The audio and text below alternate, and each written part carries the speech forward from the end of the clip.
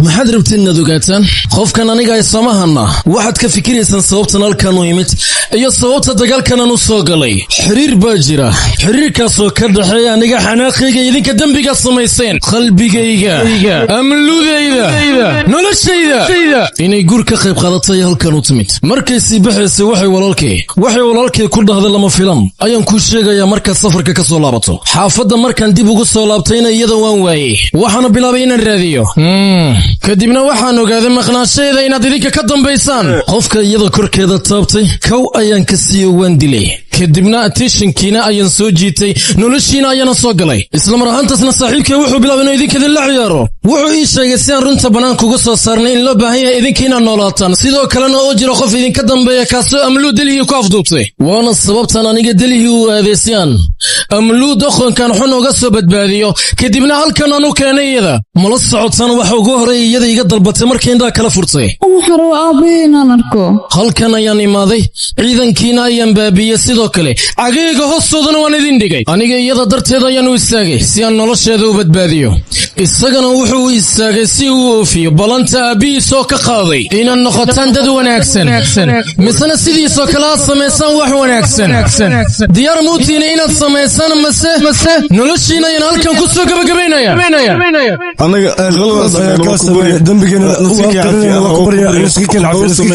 dadka qaarkood hantidooda lacagtooda iyo weliba farxadooda waxay u bixiyaan saaxiibtinimo darteeda ma waxay kula tahay nolosha xitaa ayna suuri karin dabcan nolosha xitaa way suhurayaan noloshiisa wuxuu khatar u geliyay si uu oofiye balanta aabihii uu ka qaaday haddii baad rabtaan inaad qof abaal gudaan waa inaad isaga u gudaan maxaa yeelay isaga ayaa mudan amluu waxay la tahadirtan inaad faraxsan taha muddo kadib ayaad aabahaaga arkaysaa orada isaga la kulan aniguun ku sugayaa halkaan uma joogna dacwada kiiskaaga inaan dhegaysano waxaan u joognaa adiga xukun in aan kugu qaadno mana jirta sababaad adiga isku badbaadin karta maxaa yeelay toban ruuxi inka badan ayaa adiga dartaada noloshooda u waayay waxaaba sii dheer adiga waxaa lagugu eedeynaya 25 qofood dilkooda amarkaaga in uu ku fulay maadaama awaamirtaada ka soo horjeesteen waxyaabahan oo idil adiga ayaa dusha ka saareen waa lagugu eedeynayaa haddaba adiga iyo abukaataaga wax aad maxkamadda u cadaynaysaan misana aad iskugu difaacaysaan ma jiraan ii sheeg markaan fiirinay caddeemihii in marqaatada maxkamadda la hor keenay sidoo kale markaan aragnay kiiska ninka lagu soo eedeeyey markii aan fiirino qodobka 307 dilka oo geystay hadduu yahay mid olokaca misana mid mala ah xakunkiisa wuxuu noqonayaa dil toogasho garaaca wadneeda aadu u siyaadaya dhaqso adinka cirbad ii keenaa sidee degdegan wax ugu dhici karaana abukaataaga halkan wuxuu ma adiguna kula kulmo balse aniga waxaa u baahan dhaqsana dhimata maxaa yeelay adiga gabadhaada sidax lagu marsiina ayaa aragta ma wanaagsan ma fahanti midaan xasuusnaa mugaad uu suuq la hadlayso adiguna wax khaldana samayn dambeena si dushiisa ka saarteen noloshaada waxay muhiimsan tahay dhowrka milyan oo magaaladan ku nool sidaan inaad ku dhimatana cadaalad maahan aniga hadeertan waxaan ku dhilaa waraqadan ii saxiix si aan adiga racfaan kugu raadiya hadeertan nolosheedu wax qiimaha kuma fadhido nolosha gabdhahayga aad baan ugu naxayaa waa ku barya orad iska bax adiga aha in dembi dusha lagaa saaray ciqaabna lagu marsiy adigan raalli aad ka noqoto midda sharcigu u ogolaan karaa maxkamadan raalli way ka noqon kartaa balse wakhtiga lagama yaabo inuu ogolaado keliya wakhtiga ayaa go'aamin doona cidda adiga xaqaaga kuu dhicin doonta ilinta indhahaaga ka soo daadanaysa miyay noqon doontaa mid adiga cimrigaaga ku badbaadinaysa mise waxaa imaan doona gees adiga xaqaaga kuu dhic middaas wakhtiga ayaa sheegaya mudana yaaqee wax badan fikirta waay ninka xisbiga dowladdas garabka haysta sidoo kale ninkan horgal far badan garab noosii in laga hormaadana aaday oo adag tahay hadeertan waxaa wanaagsan annaga maslaxadiina kale ina fiirsan waayo ninkan cid ka hortagi karta ma laha mararka qaarkood waxaa loo baahan yahay si wax adiga aad u hesho in aad muujiso waxaad doonayso adiga haddii qof garab oo ku siiyana waxaa loo baahan yahay qofkaas inaad adiga sidoo kale garab aad siiso wakhtiga ayaa hadeertaan la gaaray waxaana la doonayaa hooshii loo baahnay la qabta in la qabta sanjey wakhtiga ayaa la gaaray ku dhaqaaq hoosh maba jirta qof dilkiis isku day oo iga badbaada mana ogolaana samcad boski in lagu ciyaaro cid isku day midaas inoo sameeyay dhulkan ka sabrnaa dhasmidka qaada walaalka wasiirka qad ku jiro halo raadu iga raali noqoniga gurku aan ka soo qayb gali way sidoo buu dhacay gurkii sheeg sidoo gurku dhacay ii sheegay haddii wiilkaaga u soo dirtay gabadheena la baxsaday ii sheeg bal sidee buu gurkan ku dhici karaa ranid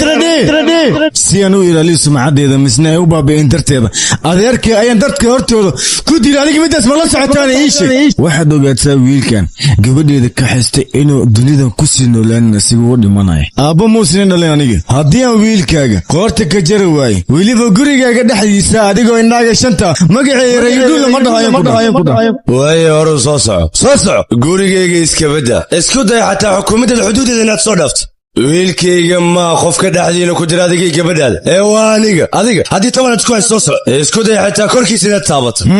ani adiga keliya siyaasad ma wadaagno wax waliba ayaan wadaagnaa haddaba la soco oo arrinka maxaad igu sheegi weyday abo yaqay aabee waxaas ma dhegaysanayo adiga xitaa haddii aad isku daydo arrinka haddii bay siyaasadayna qusayso huwaal wuu ku dhegaysanayaa laakiin suurtagal maana arrimahayga inuu dhegaysto qofna kama dhegaysanayo yacni waa sideedoo kale sheekada marba dhiig haddii ay ku saabsantaa aniga saaxiibkayga xitaa in aan sii dayin marnamo lagama yaabo arrinkan inta dhiman aniga ayaa xalinaya oo hadeertan annu i khusaya idinkana gudaha iska gala bax iska baashaala gaashaan leh cadowga xili walba ayuu na soo weerari karaa waayo aniga hadeertan maxaanu samaynaa ii sheeg sida aad sheegtay mudane ama laga yaaba albaabkaaga xitaa ayna soo gaaran igaa ka cabsan yaamar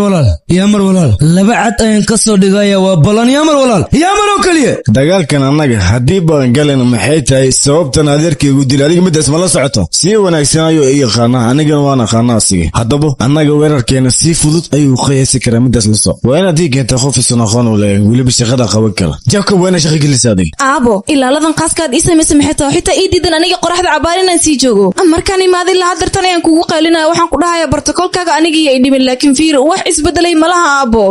anigii marwa sida gabar wasiir u dhalo kale inaan u noolaado waxaan rabaa gabar iska caadiya oo normal inaan u noolaado xitaa asxaabteyda aniga waan ka qariy wasiirkii inuu dhalo waa ku baryaa marka adigana securitykan aad ii samaysayna waa ku baryaa aabigada anigii marwa in la ilaaliyo gabadheeda amarkaagaa jira aabo waan ku jeclahay waxbaad rabta inaad ii sheegto haa mudana runtaada waay hadda ka hor waxaa jira dad halkaan imaade oo misena dhiilku gale hub inay kala iibsadaan tiimkeygana waxay igu soo wargeliyeen shalay inaa ka badbaadi shirqool oo loo damacsanaa dil qarsoon in lagu geysto tiimkeygana waxay ka shakiyooyeen oo dadka halkaas imade ninka dartaada booskaa lagu bedel rabo inay la shaqeeyaan arrinkaa intii ka soo ogaahin waxay la wanaagsan tilaaw inaa minikaada ka qaadina iska joogtay walaalkii ninkaas jaalinta wuxuu kula galay inuu xuduud soo gudbin eemaan gurigiisa noo soo gala dagaal walba soo qaado anaga diyaar ayaan u nahay ninkaas wuxuu yaaba ina soo gaataa anaga ilbiisnaan jarjarna kadibna familkiisa ilbiisu dhiibayna wasaqa ugu horeen raggan waxay yihiin waa inaad ii soo ogaataa waayahay mudane mideeda kale wiilkii debiga la kontarooli weeye asiga kontaroliyuu ahaa waa muluqdaro kolo dhigto sanjey sidaan moodaya adiga wiilkaas garab ayaad uga baahan doontaa adigana arrinkaas ku dhaqaaq kulajkay ayuu dhigtaa horta dhalinyaro waxaa tiin oo diyaar u ene bartan kuliyadda siyaasadda horta runta diini sheega ardayda qaar markino kuliyadda siyaasadda waa ka kala horta macnaha waa ka dhunta ma jecla laakiin waxaa raba maadaama idinku soo bararteena su'aalni weydii qof walba wax isnoqdo inaa ogaada rabaa yaa u baan in isnoqdo xildhibaan yaa u baan wasiir in isnoqdo mid kale siyaasiska naqraba hadla marka cafiiri yaabay adno bilaw maxaa rabtaa mustaqbalkana noqotid umlisan naqaano ay warnin umulis ma noqode xitaa umuli iska dheeno saataab ku wanaagsan be saas de hay hadal maxaa doonaysaa cafiira misa naqaa ay warneeta kura binoris macalla dadka sunta sameey waa dad maarta inaad disarta walaalo maxaa yeelay xaaladda magaal jirtaaba saas ee xaaladda war qolka maanta tiro markino jawigiisna isbedela waa baxayaan kudha kadibna biyo soo qaada markiis biyo soo qaada godos qodaa biyaa isku shubaa biyaa markii ku shubo kadib biyaa waa badahayaan bad camale noqayaan si suu qabeysay asbirka kasoo baxda kala imaa oo qabeysaan biyaa wasaqas naqaa waa soo bedela biyo kala keenada meeshiis ku soo meesha oo bilaareysa alultimo beesi waxaas ka sameeyaa maal qabeena saas ku noqday oo kala kacdi asbeel maano adduunkana saas la raba aqli la'aan wax ma shaqeeya al saxbi wareewi dhiirigelin la sheego unaga meeshan keenna hadda fiiri kuwa siyaasadda markino macnaha meesha beesi ka keenooyin meeshaas waa beesi helaan kadib siyaasad naqaa waa fadhiisaya ay shacabka noloshoodna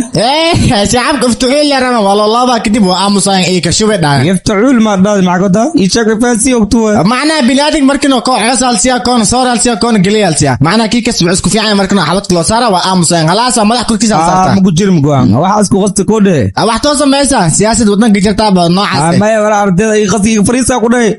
ay at sawaran goorte dhiirigeliye mudana waxa raba bulshada qalbiyadooda inaan ka tirtiro midabta koorka ka hor dadka qalbiyadooda waa inaan ka tirtirnaa dareenka inuu qof kale ka fiican yahay waa inaan tusnaa dadka hore inay sameeyeen dadka taajiriinta dadka faqiiriinta waa inay caawiyaan sida midaas u sameynana marka horeeto waxaa loo baahan yahay xumaanta iyo wanaagga farqiga u dhexeeya inaan kala ogaano ilaa neefteeda ugu dambaysa iga baxayso waan ku dadaalayaa midaas waana hadafka kaliya noloshaan ka leeyahay fikrad wanaagsan waaye dhadhanka markii dhageysto dhukaada uu kacday laakiin at waa ii dejisa ku dhaay gabartay ay soo warane gara calal amal deeste hadal adan ku suwa wasiir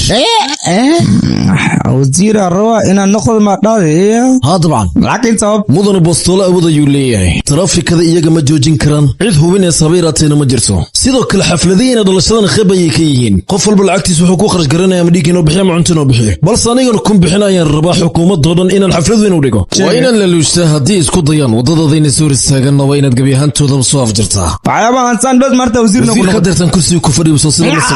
waraa meeshan garaaj maya meesha wariyaas ku shira ma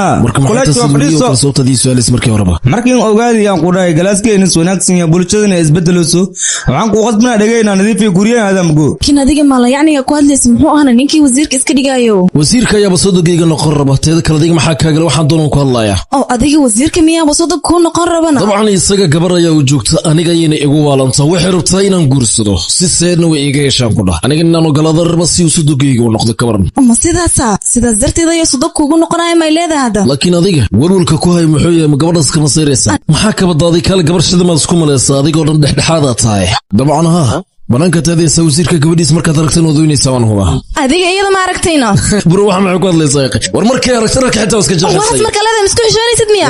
waxaa rajinaya mudane safarkaaga diyaaradda aad ku timid inuu ahaa mid aad ama ilahaasi hey wasiirada anaga oo kale ah in yar waxaan kala tashanay dhaqaalaha dhibaatada aan ka marino qof walbana adiga ayuu afka kuga haya misna magacaaga ayuu noo soo sheegay anagana waxaan ognaa qofka keliya dhibaatadan xali kara inaad adiga tahay mudane Pradeep Malhotra waana sababta adiga Delhi aan kaaga keeno halkan kuu keenay shallag oo karoor oo lacagta madooba ayaa doonaysaan lacag caddaan oo kaashina u bedeshaan lacagta caddadan markay dhan tahay waxay gaaraysaa ilaa 3 sano in la sugo idinkana waa degdegaysan si markii loo firiyo 6 bilood oo doorashada kadib ayaad haysataan in adeeryaalo way adag tahay shaqada tani aad bay u adag tahay laakiin hal dhinaca laga abaari karaa waa maxay daawo meel dheer lagama raadiyahay ninkan ayaa daawadiina Rama Krishna Raju la yidhaahdaa dadka way ka shaki karaan lacagta inta badan ay madarka ka helayaan si marka loo fiirsho hase yeeshee kama shaki karaan marnaba lacagta shirkadihiisa ka soo baxaysa idinkana nasiib waxaad ku leedihiin waxaad xukuntaan gabalo sidaa darteed marka ninkan odaga ayaa shirkada kule awoodana halkaas idinkaga imaanaysa ninkan haddii aad sii xukuntaan lacagtiina dhaqsan iyo caddaan ku noqonaysaa haddaba halka keliyaad haysataan waa ninkan waana dariiqa idin iftiimaya shaqadeena waan qabsanay kama soo qaad inay dhammaatay good xaaskaygu waxay rabtaa diyaaradda inay raacdo weliba qaybta VIP-da marwada waxaad u sheegtaa wax weliba diyaar inay u yihiin Mr. Raju ii kool garay mobilkiisa waa lama heli kara saga saaxiibkiisa iyo boqosha ugu tahay gabadh u dhal ayaa la soo doontay waa dhankee Rudra Rajpuram malayn sidan fudud ayaad ku helaysaa fariin aad ii soo qorto waxaad tidhahda gabadheeda ayaa la guursanaya balse xafladeeda iyo maadan casuumin waxaan islaa xoogaa uu mashquulsan yahay dabcan waa mashquuli karaa hawsha markaad adiga qabsanayso balse walaashay darteeda ayna halkaan u imaada aniga keligee ma imaanin aniga iyo familkayga oo wada imaanay ninkan waa ninkuu mar walba abiin idinkaga sheekeynaya ka daceys arday ugu saray jaamacadda Mustafa ayaad noqotay maxay tahay sababta natiijada beenta ugu sheegaysaa tulada waa dhacay waxaad noqotay arday ugu saray jaamacadda adduunka ugu weyn waxaad ka gashay kaalinta koowaad waxaadna baratay kulliyadda itikan hakin adigoo arday leh haddana shirkadaha ugu weyn dalka hakin ayaad ku samaysay ninka kambaniyaas iskalani wuxuu ku ogolaaday qayb ka mid adigana maamulkaaga dhigo adigana waa diiday haddaba sababta waa maxay gurigan sida qasriga oo kale walaashii xitaa hadirtay way ka tagaysaa keliya waalidiinta ee gurigan ku haray anigana ma doonayo qofna inay ku tiirsanaadaan waxyaabaha asaas ku ah noloshooda sida daawooyinkooda wiilkaad adiga dhashay iyo qofka caafimaadka waalidkaaga ku ilaalinayo runaantii farqi weyn ayaa u dhexeeya adeer taasina waa sababta guushaada adiga beenaad ugu sheegtay mataqaana adeer dadka keliya noloshooda ka fikireen waa waalidiinteena mar walba waxay rabaan carruurtooda inay guulaystaan dhibaatooyinka dunidao dhan ayay u dulqaadanayaan hal mar xitaa carruurtooda kama dalbanaya inay dib u soo laabtaan si aan aabay uga farxiy darteeda ayaan guuldarrada u qaatay aniga markaan yaraa misna socodkaan baranayo waa iyaga dadka aniga socodkay bare maantu ay garabkayga u baahan yihiin maxay tahay marka sababtan u caawinaynin guusheeda ugu weyn nolosha waxay tahay inaan waalidiinteeda kaaga dhawaado misna daqiiqad walba ii baahan yihiinna garabkooda aan soo istaago laakiin fursad weyn ayaa isdhaafisay aabbahay gacantiisa inuu garabkayga saaro misna waddadan la maro ayaa iiga wanaagsan inaan masrax istaago misna abaalmarin lee guddoonsiiyo maxaa ila qanacsanaanta anaagtiisa ku dareemaya ayaa wax walba igala weyn tusaale ahaan markaad ka dalbato mas-uuliyadda gabdhahaaga guurkooda inuu qaado wuxuu kuga jawaaba haddii wiilkayga garabkaygu taagan yahay wax walba waan samayn karaa maxaan kaloo nolosha uga baahanay marka aniga dhankayga guusha nolosha middan ayaan u aqaanaa mar walba waxaan ku ducaysanaya inaan guulaysano misna waxaan ilwanaa waalidiinta sababtu ah xitaa inaan guulaysano taasna cadaalad maan adeer iyaga maana hantida keliyana haysto ee waa nafteyda subaxdii markaan hurdada ka soo toosay inaan indheega hortooda ku arko ayaa hanti igu filan iyo weliba guusha sheegaysa adeer hadalkayga macnihiisa maan idinkana inaad samaysaan waxaan aniga samaynayo balse waalidkayga garabkooda inaan istaago ayaa guushii ugu weyn noloshii ah xaafadda markaan imaanayay waxaan u malaynayaa saaxiibkayga nolosha inuu ku sugan yahay balse waxaan ogaaday wiilka adduunka ugu wanaagsan inuu dhalay isaga waxaa jira waalidiin fara badan oo farxad ka hela guusha ilmooda ay gaareen laakiin adiga waxaa taa wiilka qofka kaliya farxad ka raadiyo farxadda waalidiintiisa midaasna way caddahay maanta cashirka noloshaan kaa bartay mudana rafadow adiga waxaad doonaysa mudana raajo inaad la kulanto soo maha meesha madaxka waxaa maqlay inaad tagtay weliba arrimaha khaaska ah dartooda maxaa ka jira waxaan weysta qofka doonaya kulankeyga adiga kale inaad tahay balse ninka inuu kula jira moogin labadiina si wada jir ayaan u doonayna adiga inaan kula kulino waa sababta halkan kugu yeernay mideeda kale ninkan aan ku baray bardiid malhotra ayaa liidaa